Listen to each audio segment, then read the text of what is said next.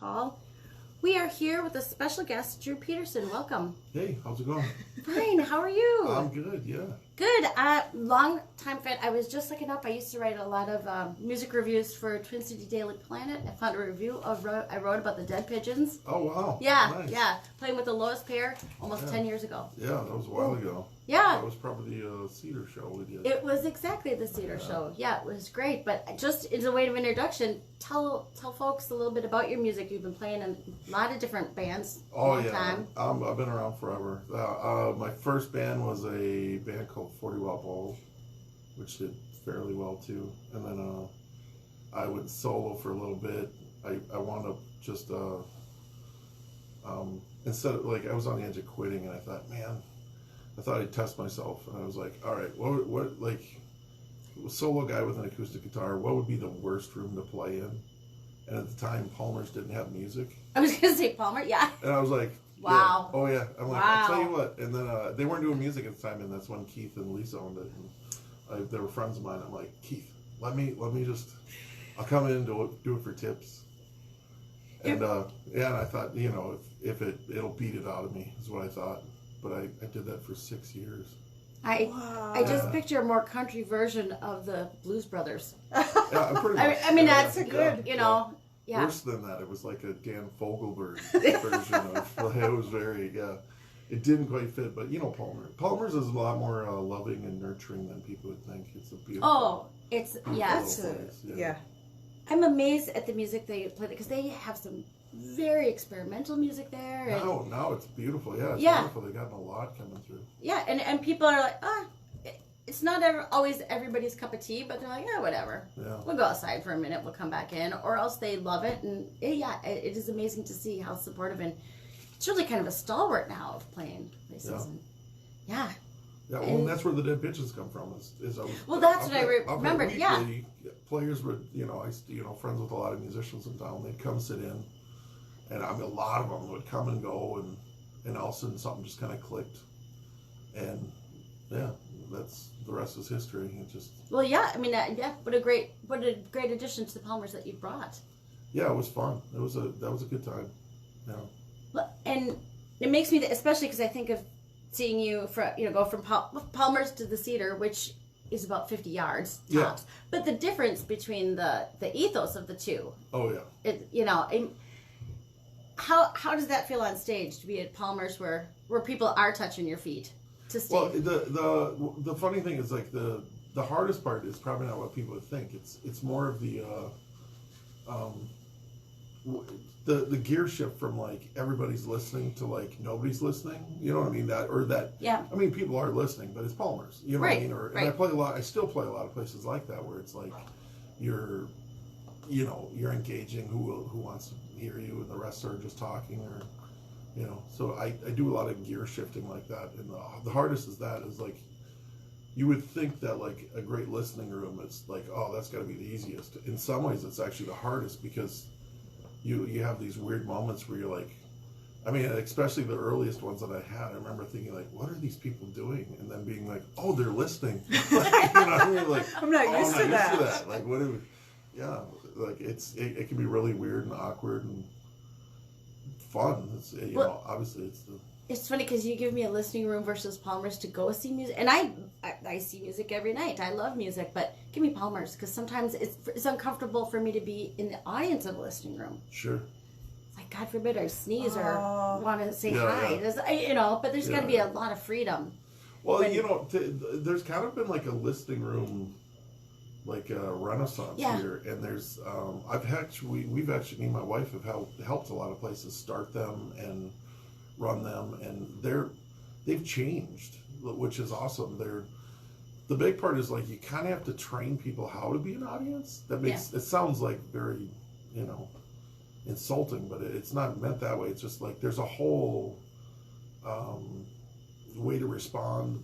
You know what I mean? And, like, when you know the rules, and especially with the new rooms, of like most of the ones that I do now, it's the audience is totally involved. It's not just love that. Yeah, it's not just pin drops, and like, I'll try to tell jokes and tell stories, and to be honest, the audience winds up being funnier than I am. You know what I mean? Which is super fun. You're like, wait a minute, I gotta write that down. Yeah. But that's what, I am not a person that can sit still very long. You sit VH1 storytellers or something, I can be there for 10 days and I won't even know that it happened. I love the story and to be part of the song or the experience with you. I say bring it, but I do love a Palmer's too. Yeah. Well, the sitting still is a big part of that. We're like, for one, a lot of things that's happening since I started music. I mean, I remember going on shows where it was like Fine Line and it'd be like midnight and we were just getting on stage, which now seems like insane, but that was like the standard. Like if you had a headliner, it'd be like, I kind of miss that. There's part of me too, except I do like getting home a little early nowadays, but there's a huge, like the show I've got coming up is like, it starts at like 3 on a Sunday. I know. 3 in the afternoon, which is awesome. It's a totally different vibe. It's a totally different thing. We're like, I don't know. For me, it's kind of like movies. Like sometimes you're in a mood for an action film, go out, get rowdy, drink a few drinks, and then the other one's like, I just want to kick back and be entertained and engaged. Well, your mind is still clear and soaking in as even the audience, rather than just hearing noise and mushy. You're like, oh yeah, I liked that, or it has more of a connection on many levels. Well, and a big part with the listening rooms too is like I don't think you can do so. Like I'll do breweries, and classically a brewery. I mean, some of them. The longest one I ever did was 6 hours. Whoa! Like, 6 hours of music, which Jesus. I basically begged, pleaded, and whatever else, and then I tried to scare them away with money. You know what I mean? And they bit on the huge price I threw at them. So I'm like, all right, I'll do it. But that's insane. We're like a listening room. The way I think about it is like same thing like a movie is like your audience, your ears only work as long as your butt can sit in a seat. Like once your butt is sore, your ears don't work anymore. So and I'm really conscious of that. And, I think most that do what I do are the same, but there's not a lot. That's the weird thing. There's not a lot of listening room. Well, that's where I'd like to give you the opportunity to talk about a few of them in town, because you're playing in Maple Lake soon, but it's nice for folks who live in those areas or live a little bit out. Yeah. People unlike me who will leave their zip code to see music. But if you don't mind, tell us about some of the ones you've worked with. The ones that I have worked with? Or that you play? Let me think. Some of my favorite listening rooms right now. Well, obviously like Hook and Ladder. Yeah. Hook and Ladder when when they have that one dialed in that way of like, man, it's just a wonderful space. It's just warm. Yeah. Both rooms. You know, and actually all three. All three now. Yeah. All 3 stages are awesome. Yeah. As the key that if people are looking for that style of show, the key is a ticket. Some people get scared off by a ticket, but that's normally code that this is going to be a good listening room show. It keeps the riffraff out, if that makes any sense. Right. You always have that one drunk guy that's like, oh, it's a crowd. And then they talk. I'm going to entertain for them. Exactly. Yeah. So, let's see. I See Anti-Spirits has a really good listening room. They do a listening series outside. Sean out at Happy Trucker, he does a great listening room. We've kind of turned Nordic Brew Pub. We've turned that one into. We've been experimenting with this. It's a hard thing to do. Mainly, it's hard to sell people on it because they're like, everybody thinks they want, woo, rowdy and whatever else, and you're like, no, we're gonna put seats and everybody's gonna sit down and shut up, And the rooms are always like, I don't think so. But we've been like doing our own tickets on breweries and any place that'll have us. We've done like boutiques and I mean, frankly, we sell out every one of them. It's pretty cool. That's awesome. Yeah. I might have a few names to give you too after. Yeah, I mean, anybody wants this style of a show, by all means, hit us up. Like they're super fun. Like they're super fun. And in the state alone, there's a ton of like even house shows and the same style. Yeah. So. And I think it's more, I used to go to a few house shows.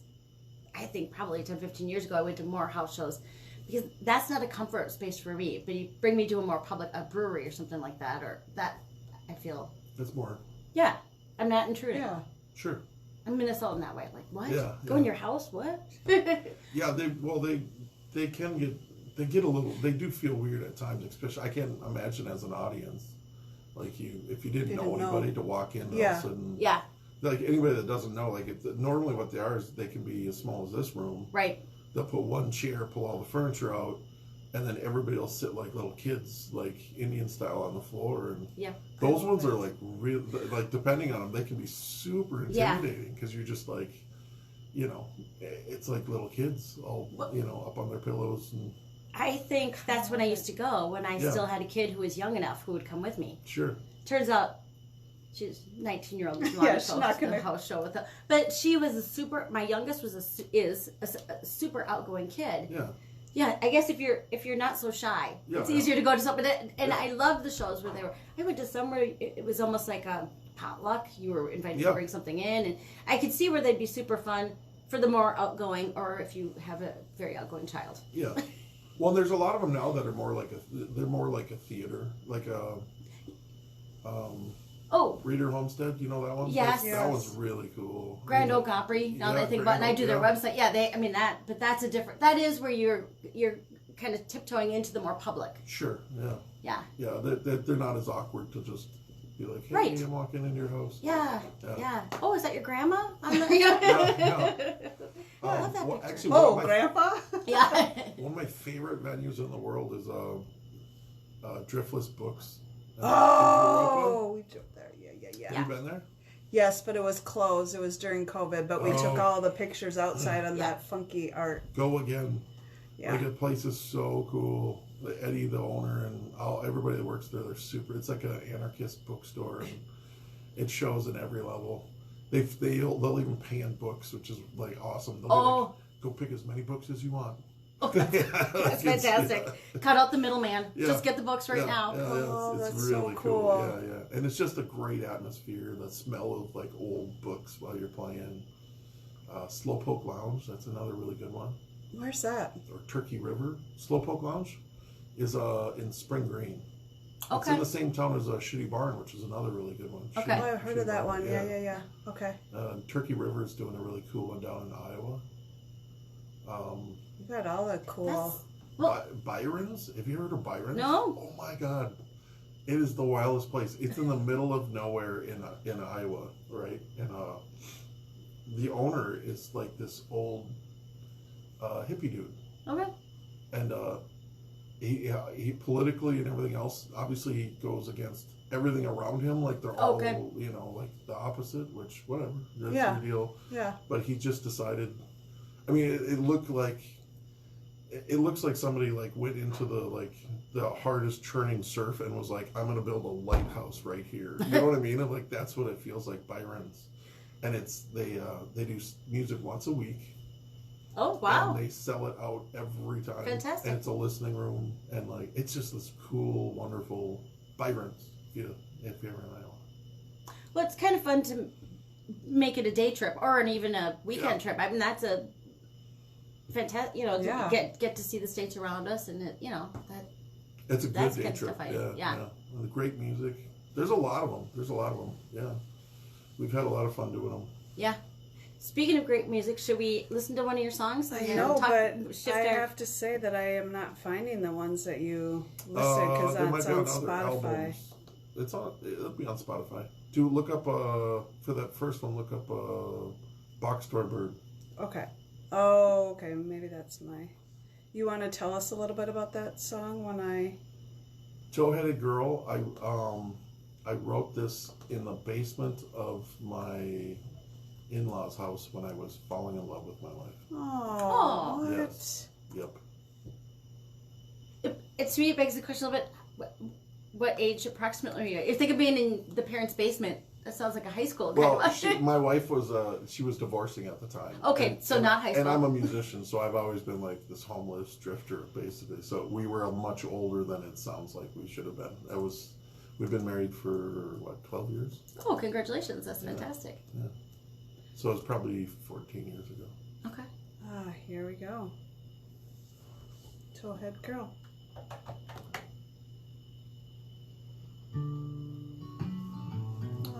pause at the beginning of a song always gives us a little heart. Yeah. I'm gonna sneak and have a dip of my back. Are the other songs under? I forget which songs I told you. Honey Barbara. There's a version of that on this album. Okay. And then Palmer T. Palmer T's off the Dead Pigeons. Okay. Sorry, I was looking at your name. I'm like, I No, can't that's find fine. it. No, I'm not the biggest marketing genius. Oh, I love it. And I was a little sad because this week was my birthday, and when I was younger, I'd always have German chocolate cake, and then you have that song, and I was like, oh, it's my people, and then I listened to something, and you're like, I hate it. Do you like it? I haven't had it for years. I used to always want it for my birthday as my birthday cake, but I don't know why. I had an older brother that he was so mean that he would, you order your own cake. He'd order that just it wasn't his favorite. It was just to get you. Oh my god, I love siblings. Isn't that awesome? Like even looking back at that, like man, that's so good. That's so good. Wait a. Yeah. That's Older brothers. I think I like the caramel more than the coconut, but I don't know that I had the mix, so I was like, oh, that's it. I don't know, because I don't like texture stuff, so I'm surprised I chose that. But yeah, that's the whole thing for me. It's just the texture of the coconut. Yeah. I love coconut. That's the weird thing. It's like not shredded. That's funny. Yeah, not shredded. It's all texture. Huh. So Yeah. your wedding cake wasn't German chocolate cake? My mom was a baker growing up. Yeah. She ran a bakery deli, and we got all the leftovers. She totally did the thing of you catch a kid with cigarettes. She did that with frosting, where she put a huge tub of frosting because we'd always lick the frosting, and she was like, "Go nuts," right? And I remember with spoons just eating poundage. And to this day, I don't like cake.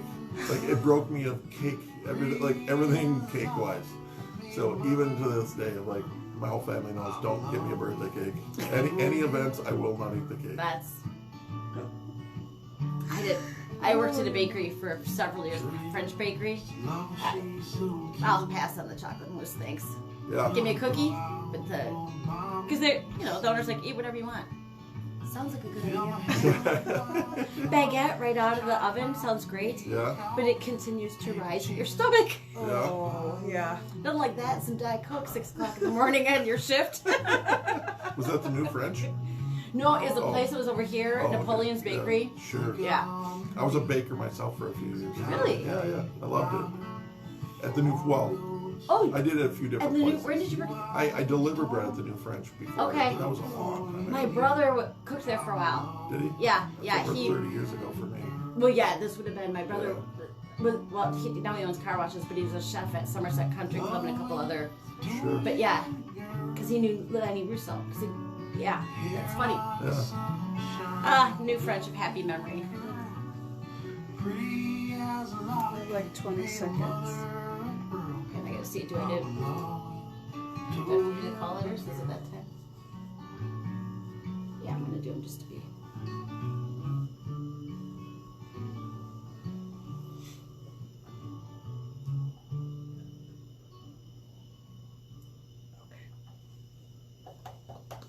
You are listening to Mostly Minnesota Music on WMCN 91.7 FM in St. Paul. That was Toe-Headed Girl by Drew Peterson, who we have in studio. Yes, that's lovely. I love how you incorporate, not necessarily the Toe-Headed Girl, but a lot of the other songs that I was listening to. It's hard working and life is hard sometimes, but you still can have fun and be silly and have the humor, and I can appreciate giving all of it, I'm a real hard worker, but I'm going to enjoy it rather than it's a beat down, Yeah. Thank you. Yeah, I need it. Because it does, it does get, especially when we have gloomy winter days, I'm like, oh, but then you listen to your lyrics and I'm like, oh my God, this guy is funny. See, what's funny is I've been told a lot, in reviews and stuff, he's so dark and he's so I feel the opposite. What's funny is a lot of times I feel like most of my music is just kind of cutesy and sweet. I don't know. What's funny is I get that a lot though. I get a lot of like, oh, he's dark, dry. It's funny because it's true. Yeah. You know, I think that's the, Yeah. and sometimes you gotta laugh at it, or, you know.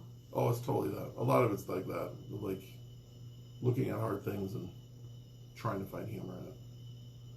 Well, there's real John Prine-esque-ness Yeah. to the music. Oh, yeah, You know, definitely. absolutely. And that's what I like about it, is it's, you know, telling the story. And He's it's a huge influence. Yeah, a clever angle into him.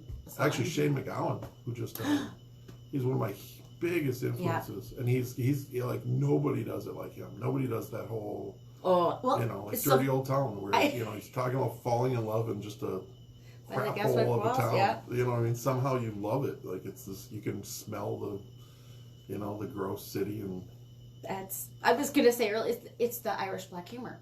Yeah. Before you'd even mentioned Shane McGowan of. That's holds special place in Anne's heart. Yes.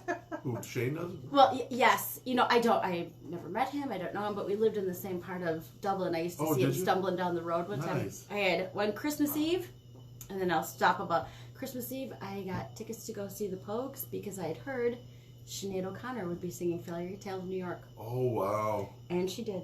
Oh, as the last person to get scalp tickets. Where was that at? In Dublin. In Dublin? Oh, my God. At the RDS. That All right, is enough amazing. of that. But yeah. I only saw them once. It was the one time they came to Minnesota. Oh, wow. Yeah, that was way back when everybody else thought it was crazy. Like, who? I'm like, the Pogues. The Pogues. The Pogues. Well, I'm going to put this into your ear. I've put it into so many people's ears already. I have a daughter who lives in Galway right now. Nice. Last night, she was at a Shane McGowan tribute show. Ooh. Just putting that out there for you to take. I'm doing a few Shane songs for my next show coming up. You are? Nice. Yeah. Nice. I'm trying to work them up right now. Dirty Old Town's one of them. I love that. Yeah. Yeah, I mean, that is a classic. He has a lot of them where, like John Prine has too, where, like, I won't touch them. You know, like Fairy Tale of New York is one of those of, like, I don't think anybody else should touch that song. You know? That's Sam Stone with Prine. Like, anytime anybody covers Sam Stone, I'm always like, that's a bad idea. You know, like, what are you thinking? John owns that one. You can't, you know. So and Shane's hard, though, too, because he's such a character that. Yes. And we were listening to Haunted on the way in the car. And nice. The two of those together, Sinead and him, he literally just sounds like a Muppet. You know what I mean? Oh. And I adore him, don't get me wrong. Oh, yeah. But I could almost see, like, a puppet singing his part. Like, and that, especially because she's so sweet and whatever else. And he is such a Muppet. He is such a character. Yeah, and he has a voice with character, and she's got that just pristine, clear. Yeah. Vulnerable. That one crushed me. The loss of her was just. Well, that was. I haven't cried over somebody dying in a while. That one just nailed me.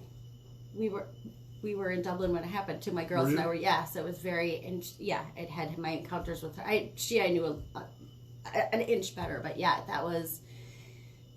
And it's a sadder death. I mean, Shane McGowan rode hard, put away wet. Sad as it is. Oh no, yeah, that's it. But Sinead nobody's O'Connor, surprised, Shane. Oh, yeah, no. I mean, nobody's like, what? No. Yeah. We're like Sinead of like the trouble that obviously hit beforehand, and and how she really was ahead of her time in a lot of social justice things, and just.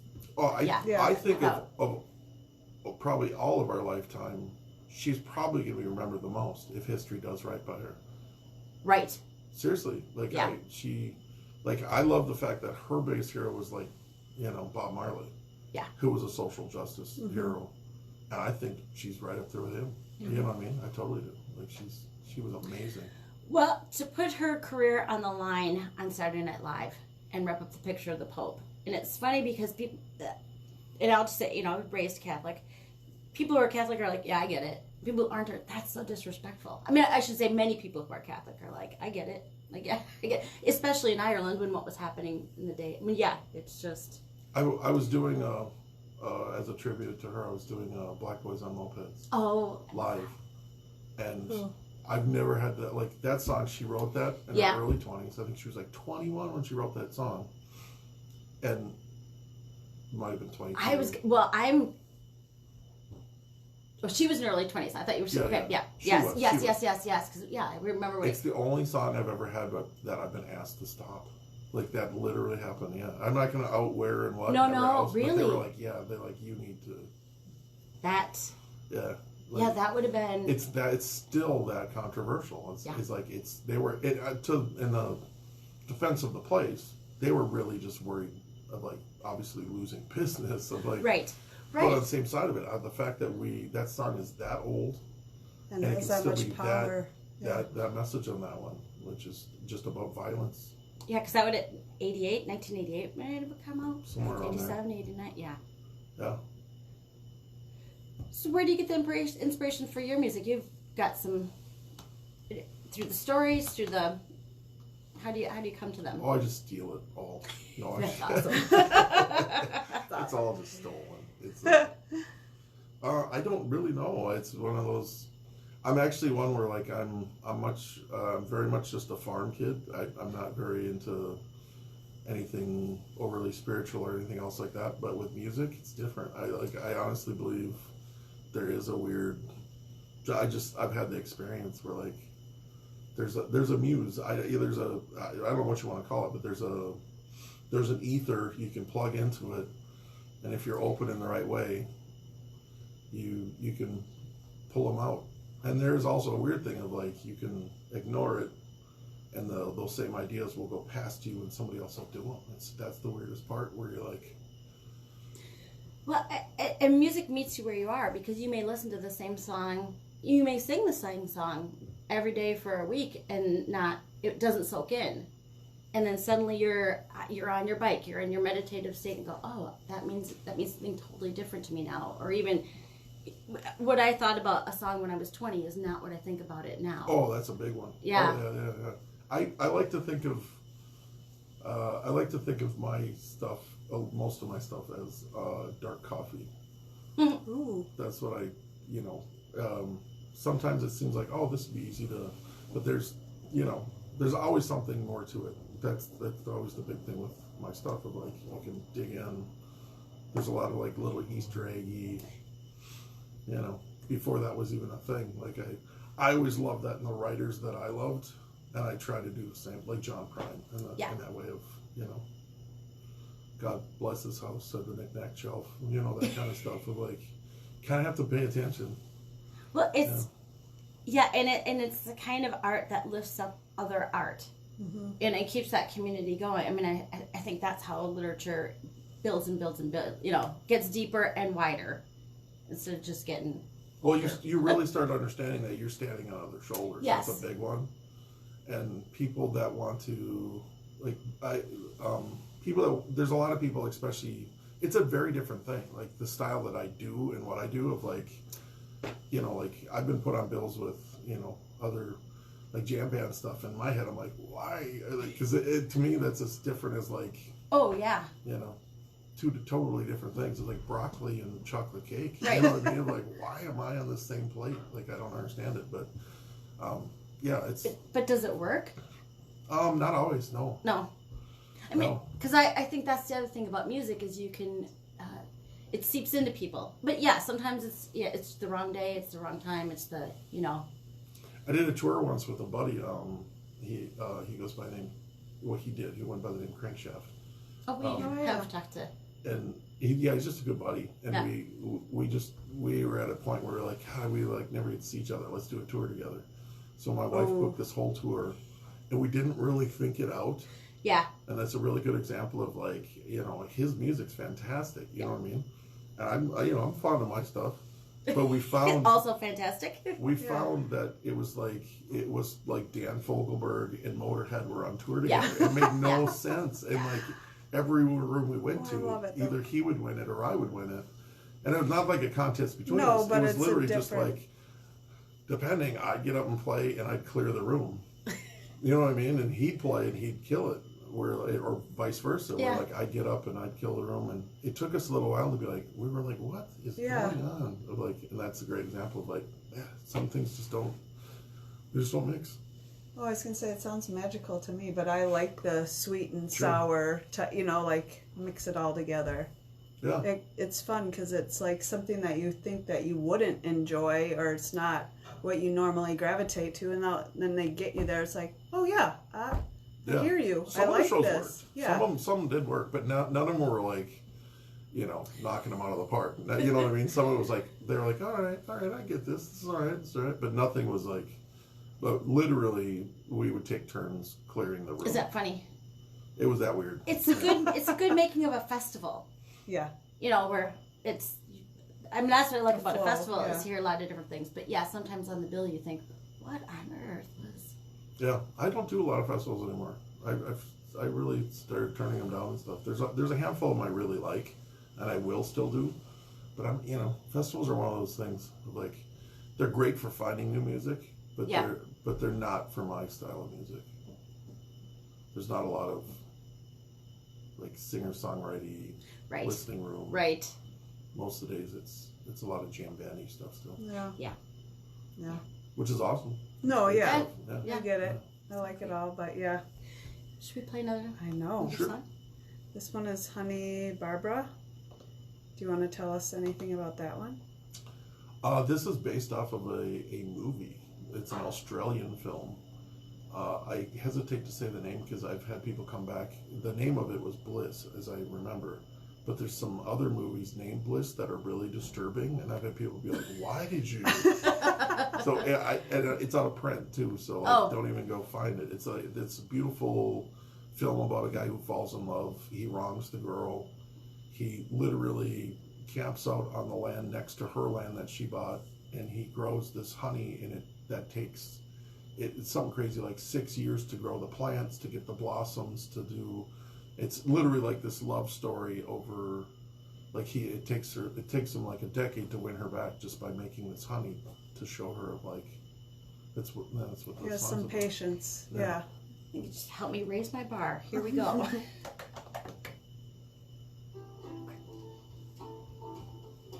That's great. It's a really cool movie. I wish it wasn't on print, but it's an independent Australian film. Beautiful movie. So when you're like watching a movie or something, do all of a sudden it's like ooh, or does it sit for a while like?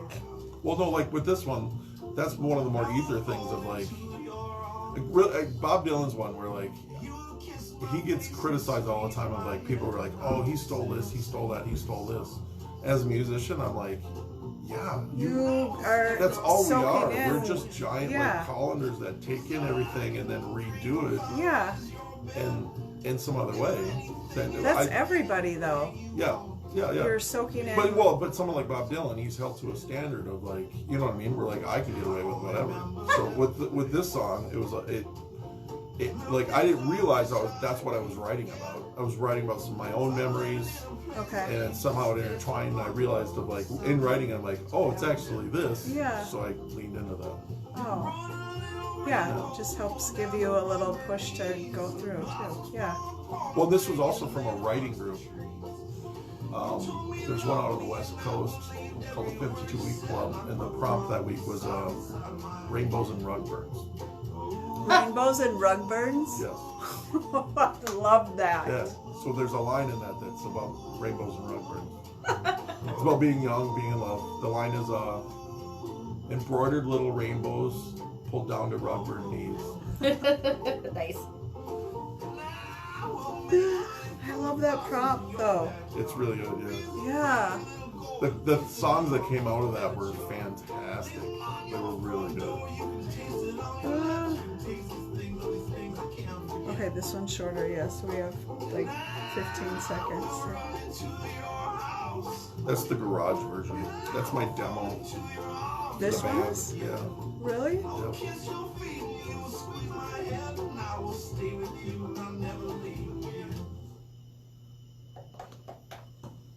Box Store Bird by Drew Peterson, who we have in studio. Hello. Hello. We were chatting a little bit while folks were listening to the music, but I want to hear about the prompt for this song because it's just so funny. The prompt. Would you retell that so folks who weren't listening? The one of the parts that song comes from is I was doing something with a writers group called the 52 Week Club, and the prompt for the week was rainbows and rug burns. So there's a line in that which I won't describe, but was a line in that about rainbows and rug burns. That's great. That's a good prompt. It's a really good prompt. Yeah. Do you do other writers challenges and things? How do you write? Like, do you do things like this? Frankly, since I've had kids, I haven't written. Okay. Like, it's that's fair. I don't know. I think I'm in my Lennon stage where like I'm so focused on my kids that I'm not really. I mean, I have stuff. I literally still have like 4 albums backed up. I just can't get enough funding to dupe and stuff like that. But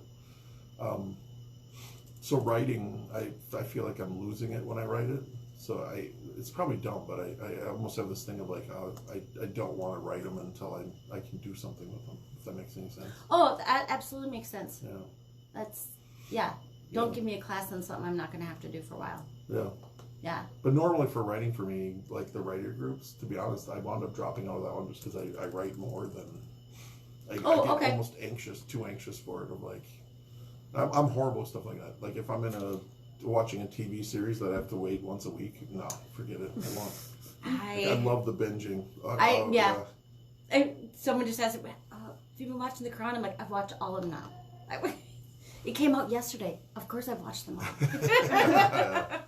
I am dedicated to my binging. I have a little bit of obsessive nature to my all of it.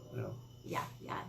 My poor wife will find me God help me if I actually weird one, puzzles. I love puzzles. Oh, and my wife jigsaw? Yeah, I do. I just love doing puzzles, but I have to be really careful because I can't stay stop. I can't. One more. Yeah, I'll hear this corner. I'll be like out in the living room, and I won't even realize it. I have the same thing with music where I just lose myself, and which is so weird to say with puzzles. I sound like the oldest man in the world, but I can't even tell you how many nights where I hear my wife getting up, and I'm like, oh crap, it's like 6 in the morning. I have to pretend like I was in the bathroom. So I'll quick hop on the couch and roll up and act like I'm sleeping. Yeah, she's probably listening. I'm like, oh my god. Yeah. Such a dork. Yep. No. But it's funny how you say you get lost in the puzzle and the music and stuff. And it wasn't something that you had always had, too. It was in college, right? What? When you first started with music? Yeah. The first time I got into it, like I remember my first musical thing. I remember, and this is funny because it must have been when Elvis died. Oh. Which is 77. 77? Yeah. Yes. I just remember it being all over television. I remember seeing footage of him on a flatbed, young. Yeah. Like doing, like in his prime, you know what I mean? Doing the dance and people just going nuts for him. And I totally remember as a kid being like, I want to do that. You know what I mean? And I tried writing songs back then. And I do remember my mom busting me and being like, you just rewrote Twinkle, Twinkle, Little Star. Then I did get guitar lessons then that didn't go well. And then finally what happened is a girl in college, literally like a bad Tom Petty song, she taught me like 2 chords. Oh. And with the 2 chords, I wrote like, 10 songs. I recorded within months of... Wow. Yeah, me and a buddy, he was the AV guy at the school, and they had a recording studio, and we'd break in at night. He had the key, and we would time the security guards, so like when we knew when he was coming around, we'd turn off all the lights, and it was just like in this, like a studio, and you could see him walk by, so we'd be ducked down in the dark and be like, all right, he's gone, and turn it on and record again. But yeah. Well, that is, and if you remember when Elvis died, then there's a generation that doesn't understand that because you can do so much on your phone now. Yeah. But to go to the effort to record something before you had all the power on your phone, that is some dedication. That is someone who's gonna work on the jigsaw puzzle till 6 a.m. Yeah. That's a drive. That's a motivate. That's impressive. Yeah. I didn't record that one. There was nothing to record that on, as I remember. I'm sure we had some kind of... I just did it in my head. Of like, I wrote it and sang it back to them, and my mom was like, busted. Yeah. So I didn't write another song until college. So I was probably 21. Okay. Hadn't touched a guitar. And then secretly was a guitar for me, it's always been writing. It's the creation of stuff. I'm obsessed with creating stuff. And music is just a really easy one. I wanted to be a sculptor. That's what's the weirdest. I went to school to be a sculptor. Wow. And they basically just beat it out of me. They were like, commercial art. And I literally, after a trimester, I was like, screw you guys, I'm going home. I'll show you. But that's where I picked up music. And I never stopped. I just obsessively written. My big break with writing was I knew I sucked at it. And I put myself on a regiment where I wrote at least a song a day for a year. Whoa. Yeah. Yep. And it made a difference. I'm a firm believer of the 10,000 hours. You put 10,000 hours. I didn't know that. That was a long time ago. I didn't even know anything about that. I just knew that I sucked at it, but I wanted to be better at it. And after that, I had 365 really bad songs. Got them out of your system? Yeah, but I figured out the whole thing. I figured out the formula. I figured out the tricks and whatever else, and then they started to come. I think that's inspirational because it's, nobody can run a marathon in the first run. Nobody can write a great song in the first run. I mean, practice makes better. Yeah. Well, it's no different than any other kind of art, too. Is once you get the muscle memory down, that's when you can start applying, the ether part of it, the things that just come to you. If you have to really concentrate on where your fingers are going on a guitar, it's going to derail any kind of creativity you have. You know what I mean? That is true. Yeah, so I've written, the best night I had is I wrote 4 songs that made an album it was less than 2 hours. It was just like, that's what I'm telling you, like, I'm not really that spiritual of a person, but I've had those experiences where, like, you do it just like, where did that come from? It just feels like you're vomiting. Yeah. And it's more this panic of, like, write as fast as you can. Like, so it doesn't escape? Yeah. Wow. And I wonder in part how, when that happens so quickly, how do you discern one song from the other? How does that... Judgment comes later. Yeah. That's a big part of it with writing. I think that's one of people's biggest problems. Like, people have asked, and I've tried teaching people songwriting, whatever else. I'm not very good at teaching, but the big one for me is don't judge it. Like, that comes later. Like, get it all out. I always think of it in the same way of sculpting. I think of it as, like, when you're working with clay, say you're doing a big abstract bust piece, you know what I mean? Yeah. Like, you're adding clay. It's not the time to take it away. You know what I mean? Of like, that's later. Then you can cut things off and see where this goes and how does this work. And sometimes you can put it back on. But the early stuff is like, no, like get it all out there. Like, get it all out. Then you cut it. Then you edit. Edit's the key to all of it. Like, that's the other one of, like, you can see it in all art. Yes. All art of, like, yes. If you don't know how to edit, and that's both sides of, like, you got to be brutal, but you also have to know when to stop. Yeah. The Coco Chanel, get fully dressed and then take off one thing. But taking off the one thing is hard. I mean, as a writer, I know it's very hard. You have that one love that word. Line. Yeah. It's just that word is so awesome. I want to use it. Well, save it for the next one. Yeah. But it hurts. Sometimes. Oh, it totally does. But sometimes that's when you're doing it right, though. Like, why is it there? That's always what I'm asking. It's like, why is it there? And I always try to look at it as the full. I look at all songs as movies.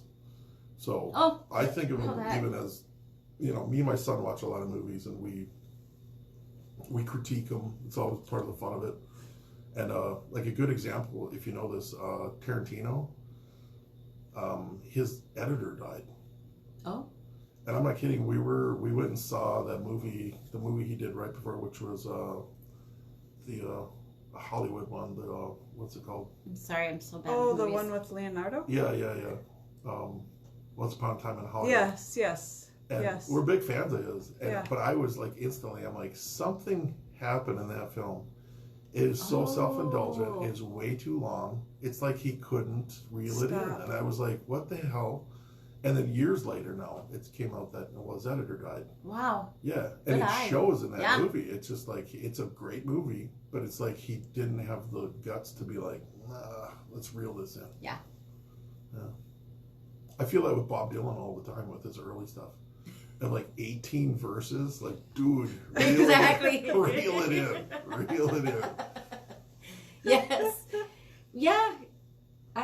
Brevity, soul, wit. Well, I mean, that's, yeah. Far be it for me to criticize Bob. I'm just Right. saying, that, like, but an editor would have helped on some of the songs. yeah, it is. I mean, you need somebody in your life who's like, no, that's enough. Yeah. Yeah. It's hard to see the path sometimes. Yeah. I'm a little bit looking at the time. I know. We gotta get another one here. Should we listen to one more song? Yeah. Sure. Palmer T.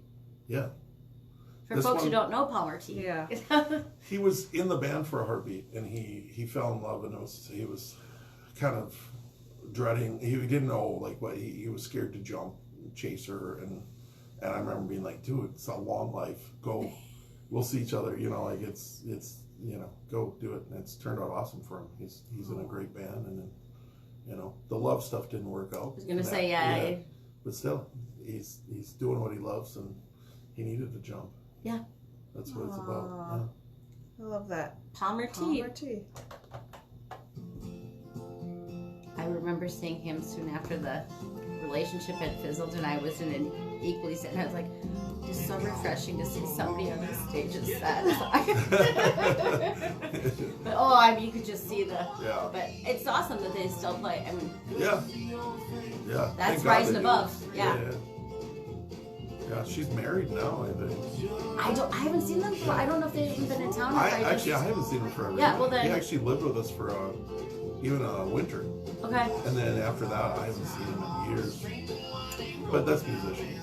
That, to be honest, it's exactly what the song's about. It's like, Yeah. some people can't handle that kind of relationship because they feel betrayed or. Yeah. And once you're used to it, you just kind of pick up where you left off. Yep. Like, it can be Yeah. a decade and you're like, what's up?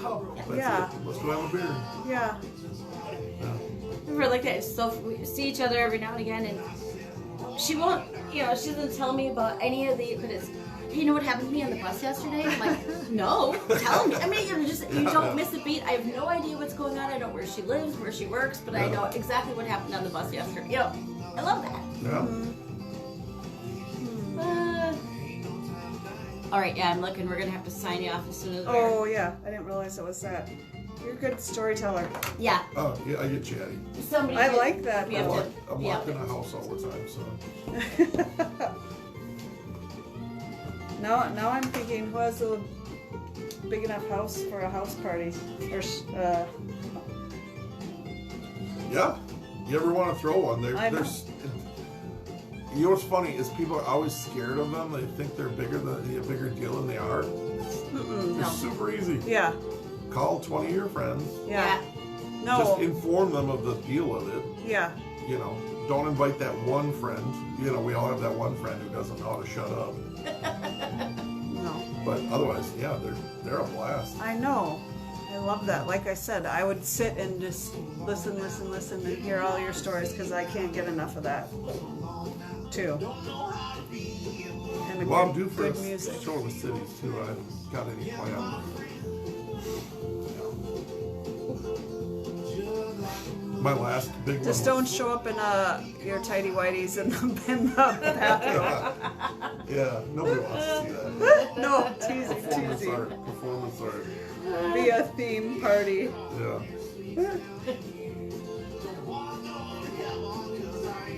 I have like 30 seconds.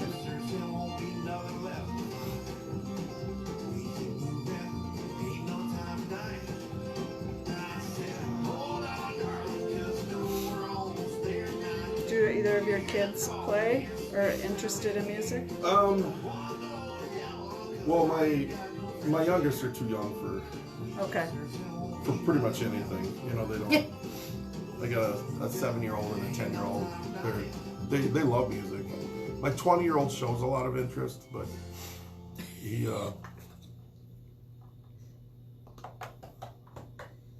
Even if I knew by Drew. No, I'm looking naming the No, album. Palmer Sorry, T. Palmer T. Sorry, No worries. even if I knew. Yes, Drew Peterson. Thank you. Thanks you for coming in. That was a lot of fun. Yeah. Tell folks where they can see you. I know you've got a show coming up, but I'm actually I'm done with my shows for the year. This is my I thought you had one on the 17th. All right, yeah, nice. Yeah, it's sold out. Yeah, that's okay. There's one left, but it's sold out. But we'll be, I'll be hitting the cities here probably early in the year, and the others will come up. Check out the website. Go stream my music. Perfect. Yeah. Perfect. Yeah. Yes. Go stream Fairy Tale of New York. Yeah. That's what we should be telling everybody. That's what we should. hit number This one. is the season for. Forget Mariah Carey. Oh Right? yeah. Oh yeah. my Fairy goodness. Tale for sure better. Way over. All right, we're back into music about Yes. flowers. We have Mary Bew with Song for Holly.